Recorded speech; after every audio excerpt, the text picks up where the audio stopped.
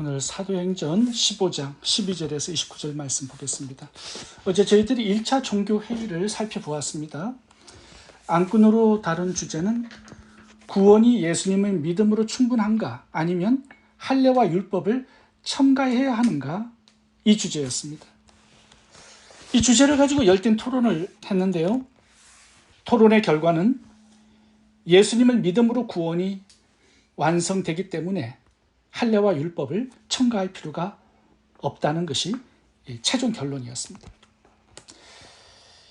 이 예루살렘 공회는 이 최종적으로 얻은 이 결론을 모든 교회에 공포하기로 결정을 했습니다.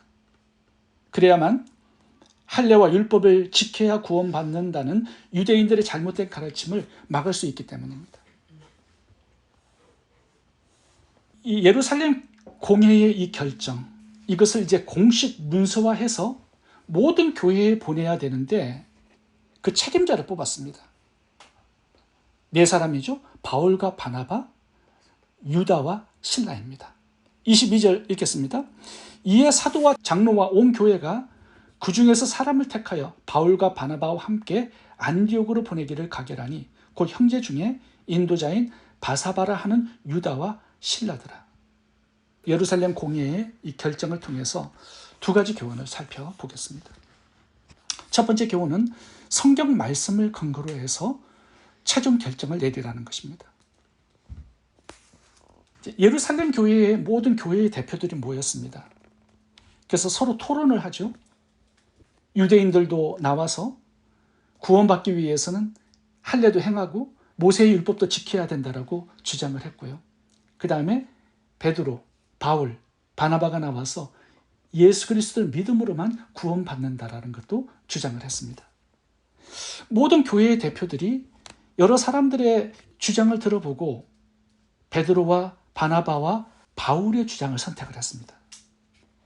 내용을 들어보니까 베드로, 바나바, 바울의 주장이 성경적이었기 때문입니다. 이 베드로, 바나바, 바울의 주장은 이방인들이 예수님을 믿을 때 성령께서 강하게 임재하시는 것을 우리가 보았다라고 간증을 했습니다. 할례나 율법을 지키지 않는 이방인들이 예수님을 믿을 때 성령께서 들어오셨다라는 거예요. 성령님은 예수님 믿고 구원받은 자에게만 들어오시잖아요. 그래서 성령이 임재하는 이것을 근거로 예수님을 믿을 때 믿음으로만 구원받는다라는 것을 주장한 것입니다. 베드로가 고넬료에게 가서 복음을 전했을 때 고넬료는 할례도 받지 않고 율법을 모르는 사람이죠. 이방인이에요. 근데 복음을 전했을 때 예수님을 믿었어요. 그때 성령께서 내려오셨습니다. 막 방언을 하게 되죠. 성경 요한복음 7장 38절을 읽어보도록 하겠습니다. 나를 믿는 자는 성경의 이름과 같이 배에서 생수의 강이 흘러나오리라 하시니 이는 그를 믿는 자들이 받을 성령을 가리켜 말씀하신 것이라. 여기 보시면 예수님을 믿는 자들은 성령을 받아요. 할례를 행하고 율법을 지킴으로 성령이 임하시는 게 아니에요. 예수님을 믿을 때 성령께서 임하십니다. 그래서 하나님의 백성으로 인을 치세요. 이 교회의 모든 대표들이 서로 상의를 했습니다. 누구의 말이 성경 말씀과 일치하는 것을 본 것이죠. 그래서 야고보가 이 예루살렘 공회의 대표고 지도자였습니다. 이제 최종 결정을 내리는데 야고보도 하나님의 말씀을 하나 들고 나왔습니다. 그것이 아모스 9장 11절에서 12절 말씀입니다. 자, 읽어보겠습니다. 그날에 내가 다윗의 무너진 장막을 일으키고 그것들의 틈을 막으며 그 허물어진 것을 일으켜서 옛적과 같이 세우고 그들이 에돔의 남은 자와 내 이름으로 일컫는 만국을 기업으로 얻게 하리라. 여기 15절부터 보면 선지자들의 말씀이 이와 합하도다 기록된 바 이렇게 말씀하죠. 이것이 아모스 9장 11절 12절 말씀입니다. 이 아모스 9장 오늘 본문의 사도행전 15장 16절, 17절 말씀을 보면 일치하죠? 무슨 의미냐 하면 다윗의 무너진 장막을 다시 일으킨대요, 하나님께서. 이것은 다윗의 후손 가운데 메시아 구원자이신 예수님이 오신다라는 그 예언입니다. 하나님께서 다윗의 무너진 장막을 예수님을 통해서 다시 세우시는 그 목적이 있는데, 그것은 모든 이방인들로 하여금 예수님을 찾아와서 구원받게 하기 위함이라고 말씀하고 있습니다. 예루살렘 교회 지도자 야고보는 이 아모스 9장을 근거로 해서 최종 결론을 내렸습니다. 구원은 예수님을 믿는 것으로 충분하다. 할례나 율법 같은 인간의 노력과 행함을 첨가하지 말아야 한다. 아모스 9장 말씀을 근거로 해서 최종 결론을 내린 것입니다. 당시에는 신약 성경이 완성되지 않았기 때문에 구약을 인용했지만 우리들은 신약 성경을 가지고 있죠.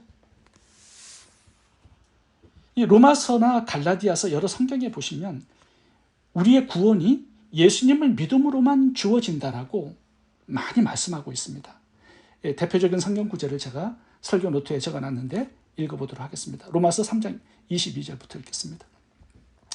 예수 그리스도를 믿음으로 말미암아 모든 믿는 자에게 미치는 하나님의 의인이 차별이 없느니라. 이 예수를 하나님이 그의 피로 인하여 믿음으로 말미암는 화목제물로 세우셨으니 그러므로 사람이 의롭다 하심을 얻는 것은 율법의 행위에 있지 않고 믿음으로 되는 줄 우리가 인정하노라. 할례자도 믿음으로 말미암아 또는 무할례자도 믿음으로 말미암아 의롭다 하실 하나님은 한 분이시라.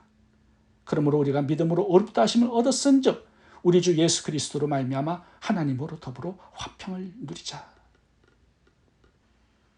하나님의 말씀을 가지고 대화하고 토론하고 또 최종 결론을 내릴 수 있기를 바랍니다. 두 번째 교훈은 화목을 고려해서 최종 결정을 내리라는 것입니다. 오늘 본문의 예루살렘 교회의 결정을 보면요, 배울 것이 하나 있습니다. 진리의 말씀에 있어서는 양보와 타협하지 않습니다. 그런데 이 비본질적인 문화적인 면에 있어서는 양보하고 타협하는 것을 볼 수 있습니다. 우리가 복음에 있어서는 양보하고 타협하면 안 되겠죠? 근데 이런 풍속과 문화적인 이런 부분에 있어서는 얼마든지 내 뜻을 내려놓고 양보하고 서로를 배려할 수 있어야 한다는 겁니다. 그래야 화목하고 연합하고 일치한 공동체를 만들 수 있습니다. 오늘 본문에 오직 믿음으로 구원받는다는 이것은요, 어떻게 보면 유대인들에게 굉장히 큰 반감을 가져올 수 있는 결정입니다. 유대인들은 일평생 율법을 지키고 경건하게 살아온 사람들이죠. 예수님만을 믿음으로 구원받는다는 거, 유대인들이 그동안 지켜온 할례와 율법을 무시한 결정일 수 있습니다. 그래서 이 지도자 야고보는요, 말씀에 근거해서 결정을 내렸지만 이방인 성도들에게 권고합니다. 너희들도 유대인들이 중요하게 여기는 율법을 가치 있게 여기고 율법을 수용하고 너희들의 뜻을 내려놓고 양보할 것을 권면하고 명령하고 있습니다. 18절부터 읽어보겠습니다. 예로부터 이것을 알게 하시는 주의 말씀이라 한가 같으니라. 그러므로 내 의견에는 이방인 중에서 하나님께로 돌아오는 자를 괴롭게 말고 다만 우상에 더러운 것과 음행과 목매어 죽인 것과 피를 멀리하게 하라고 편지하는 것이 가하니. 이 예루살렘 공회의 결정을 보면요, 이방인들을 위한 결정이 있고 또한 유대인들을 위한 결정이 있습니다. 유대인들에게는 이방인들에게 할례와 율법으로 멍에를 매게 하지 말라고 권면하죠. 이게 복음의 본질에 해당되는 부분이기 때문에 타협하고 양보할 수 없습니다.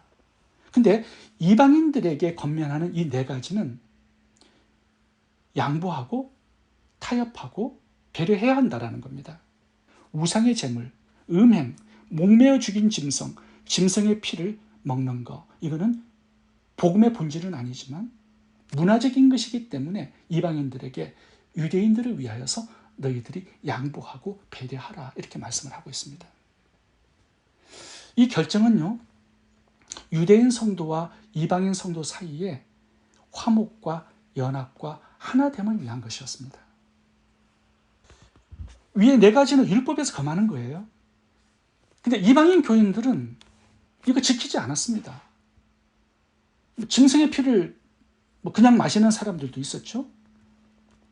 목매어 죽인 짐승, 우상에게 제사 지낸 다음에 음식, 이런 거 다 먹고 살았습니다. 그들의 문화였어요. 근데 이것이 유대인들의 마음을 불편하게 할 수 있다는 거죠. 오래전에 어떤 분이 저에게 사슴피를 선물을 해주셨어요.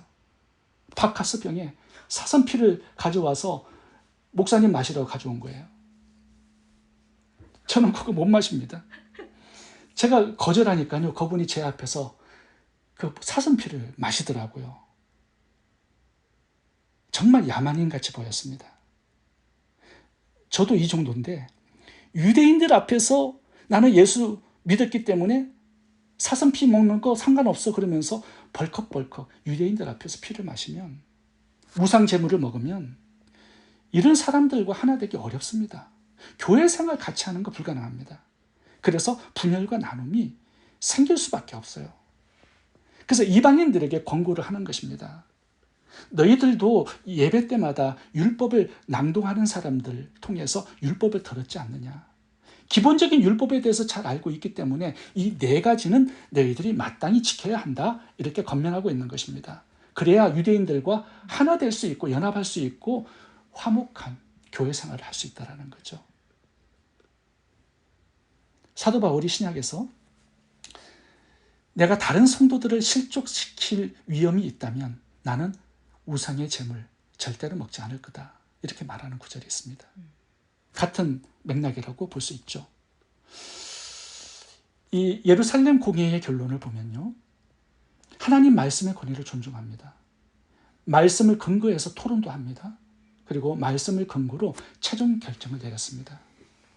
또 하나는 모든 성도들의 화목과 연합을 고려해서 최종 결정을 내린 거예요. 그러니까 두 가지죠. 말씀을 근거로 결정했고요, 또 성도 간의 화목을 고려해서 최종 결정을 내린 것입니다. 이것이 하나님의 말씀이기 때문에 나는 이대로 할 거야, 이게 아니다라는 거죠. 상대방의 입장과 신앙 배경을 고려해서 화목을 위해서 내 것을 포기하고 양보할 것은 양보하고 배려하라고 말씀하고 있는 것입니다. 오늘 본문에서 유대인과 이방인 간의 화목을 굉장히 중요하게 여기는 또 하나의 면을 볼 수가 있습니다. 이제 예루살렘 공회의 결정을 문서화했습니다. 모든 교회에 이제 이 문서를 전달합니다. 책임자를 뽑았는데 4명이었어요. 바울과 바나바, 그리고 유다와 실라입니다. 이 유다와 실라는요, 이제 증인으로 따라가는 거예요. 증인을 세우는 겁니다. 유다는 유대인이에요. 실라는 이방인입니다. 동행하는 사람을 택하는 데 있어서도 예루살렘 공회가 유대인과 이방인 성도들 간의 화목과 연합을 얼마나 깊이 고려했는지를 생각해 보게 됩니다. 말씀대로 한다고 자기 의견을 다 주장하잖아요. 그러면 화목이 이루어지지 않습니다. 진리는 양보하거나 타협해서는 안 되지만 비본질적인 것은요, 얼마든지 양보하고 배려해 주어야 합니다. 적어도 한 발짝씩은 물러설 때 비로소 하나가 될 수 있는 거죠. 내 것을 포기하는 양보, 배려, 이것이 화목과 일치와 연합을 이루는데 굉장히 중요한 부분입니다. 제가 아는 목사님 한 분이 교회에 사임을 하셨습니다. 꽤 오래 전에 있는 일인데요. 강대상이 중앙에 이렇게 있잖아요, 보통. 근데 그 교회는 구석에 강대상이 있었습니다, 옆에. 그래서 목사님이 항상 옆에서 설교를 하게 되었어요. 근데 목사님이 장로님들과 상의하지 않고 그 강대상을 중앙으로 옮겼어요. 근데 그게 이제 오래된 그 교회의 전통으로 내려와 있기 때문에 강대상을 중앙에 놓고 예배를 드려본 적이 없다는 겁니다. 그래서 장로님과 상의하지 않고 그 강대상을 중앙으로 옮겼다가 그 장로님들이 반발해가지고 그 목사님이 사임을 한 경우가 있습니다. 이거는 말도 안 되는 이야기인데요. 교회가 그럴 수 있어요. 이게 비본질적인 것을 본질로 붙들고 싸움을 한 그런 케이스죠. 우리 성도들 간에도요. 얼마든지 그런 게 많습니다. 내 뜻을 고집하다가 싸움과 분란이 일어나서 교회를 떠나는 그런 경우도 많죠. 오늘 초대교회 예루살렘 교회는요. 말씀을 중심으로 대화를 했고 토론했고 또 말씀을 근거로 해서 최종 결론을 내렸습니다. 그리고 성도들 간의 화목을 고려해서 또한 최종 결론을 내린 것입니다. 저희들도 말씀을 중심으로 대화하고 토론하고 또 최종 결론을 내릴 수 있기를 바랍니다. 또한 서로 간의 화목을 고려해서 최종 결론을 내릴 수 있기를 바랍니다. 기도하겠습니다.